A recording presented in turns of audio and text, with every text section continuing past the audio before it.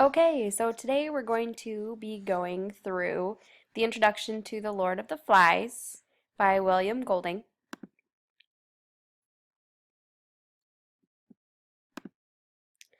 William Golding was born in Cornwall of the United Kingdom in 1911. He lived to the year of 1993. He studied anthropology, archaeology, and literature in college, and he became a school teacher from 1935 to 1961. Golding entered the Navy during World War II, participated in the invasion of Normandy on D-Day, and he won the Nobel Prize for Literature in 1983. The historical perspective of Lord of the Flies, it kind of stems from World War I, the Great War, or the war to end all wars. Or can we ever have peace?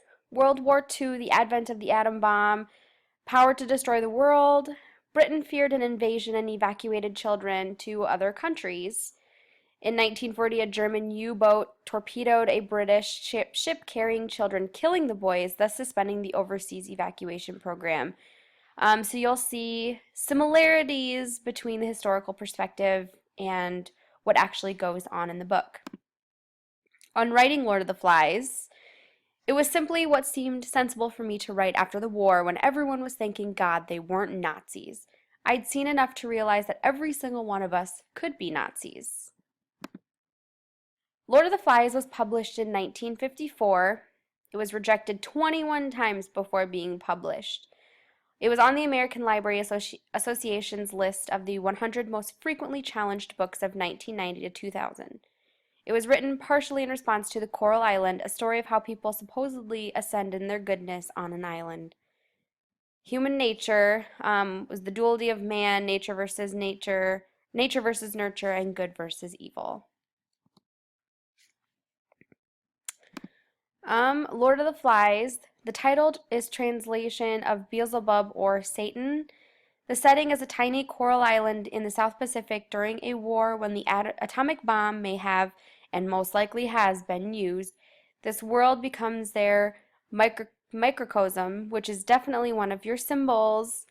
The plot is a group of young boys that's stranded on an island, and they must negotiate the social issues of cooperation and self-government. The outside world is consumed with war. The main characters are Ralph, Jack, Piggy, Simon, Sam, and Eric.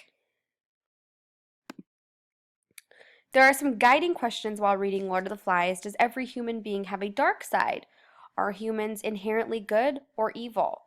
What does it mean to be civilized? Rules of government, democracy versus dictatorship. What type of government works best? Why? And what are the outcomes when evil is an influence? So while you're reading those, you will need to answer some of those questions, or while you're reading the book, you'll need to answer some of those questions.